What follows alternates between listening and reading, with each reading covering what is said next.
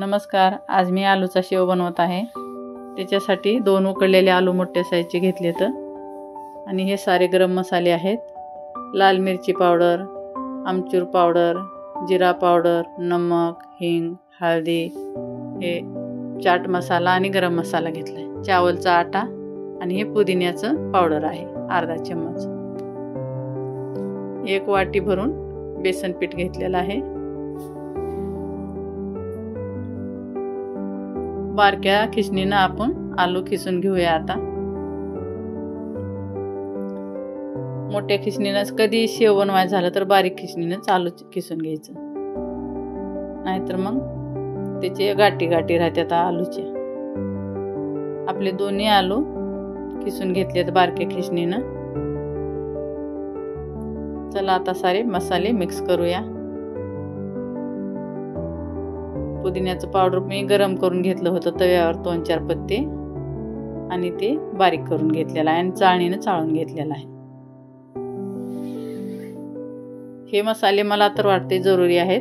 तुम्हाला जर आवडीप्रमाणे तुम्ही घालू शकता. हिंग, लाल मिरची, नमक, हे सारे गरम मसाला. कोणी कोणी काळे मिरी आणि नमकही टाकून करू शकते. ज्यांना तिखट आवडत नाही ती तसेही करू शकते. आता मी बेसन पीठ टाकून घेते आणि 2 चम्मच मी हे चावलचा आटा टाकून घेते. चम्मचने व्यवस्थित मिक्स करूया आणि लागेल तसं आटा आता बेसनचा घेणार आहोत आपण. दुसरा आटा नाही घ्यायचा.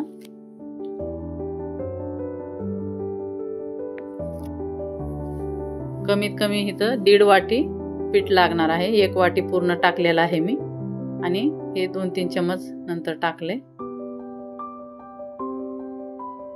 आता लागलं तर पीठ घेऊया, नाहीतर नाही घ्यायचं. बेसन पीठ आणखी 2 चम्मच मी घेतले. थोडंसं पातळ वाटत होतं म्हणून. हे पहा, सारा आपणाला 1.5 वाटी इथं लागले मोठ्या वाटीनं. 2 चम्मच तेल टाकायचं राहिलं होतं माझं. चला मिक्स करून घेऊया व्यवस्थित. हे गोळा करायचा आपणाला लोणण्यासारखा मऊसूत होतोय. एकदम आपण वाटलेलं पुरण राहते ना तसं. हे पहा, आपला गोळा तयार आहे. थोडंसं हाताला तेल लावून त्याला लावून घेते वरती.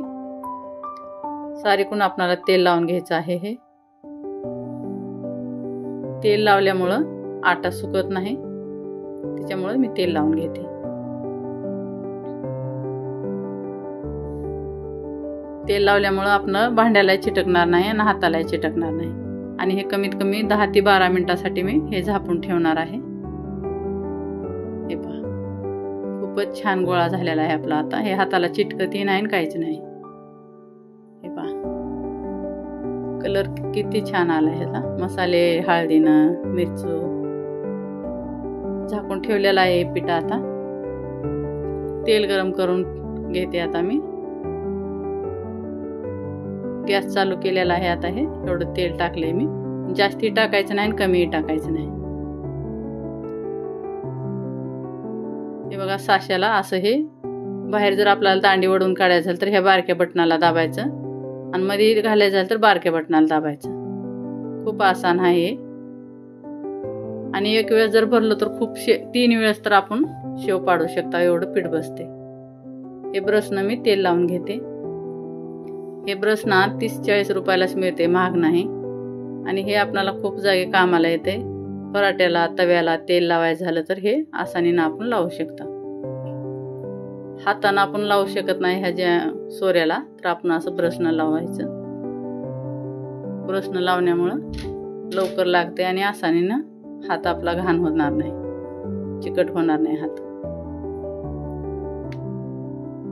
एकदा तेल लावलं की मग पीठ भरून घे. बघा, आतून बाहेरून सारीकडूनच तेल लावून घेतलेलं आहे मी.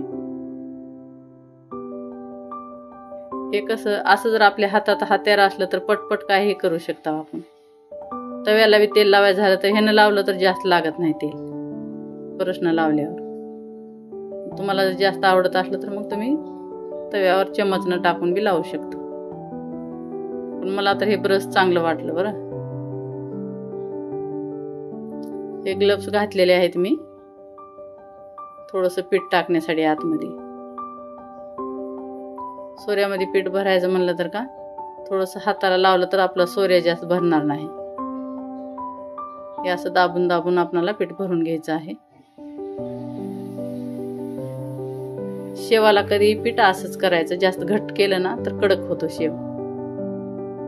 आणि असं जर थोडंसं पातळ केलं तर मग थोडासा असं क्रंची होतोय, कडक होणार नाही. ती क्रंची खाताना एकदम कुरकुरीत लागणार, कुरकुरी खाल्ल्यासारखं. आणि ह्याचं ढक्कन हे खूपच आसानीने बसते. 2-3 आट्यात फिरवलं की लगेच बसते. तेल गरम झाले का बघूया आता. तेल गरम झालेलं आहे. आता मी एक टाकून बघितले होते बारीक कण. गॅस फुलवर मी सारं तेल गरम करून घेतलेलं आहे. जेव्हा आपण शेव टाकतो ना तेव्हा गॅस कमी करायचा, आणि आपला शेव टाकायचं झालं की मग गॅस वाढवायचा. असं करण्यामुळं का आपण हाताला जे भाप येते ना ते जास्त गरम राहते, त्याच्यामुळं मग पोळण्याची शक्यता असते किंवा तेल जास्त फरफरवर येईल. त्याच्यामुळं गॅस कधी शेव टाकताना कमी करायचा. शेवाला काही लय वेळ लागत नाही, लगेच हे बघा बुडबुडे कमी झालेत. ह्याचे पलटून घेऊया आता. 1-2 वेळेस पलटलं की ह्याला जास्त कडक करायचं नाही, नंतरही कलर येतो ह्याला. 1-2 वेळेस पलटून घ्यायचं पटपट.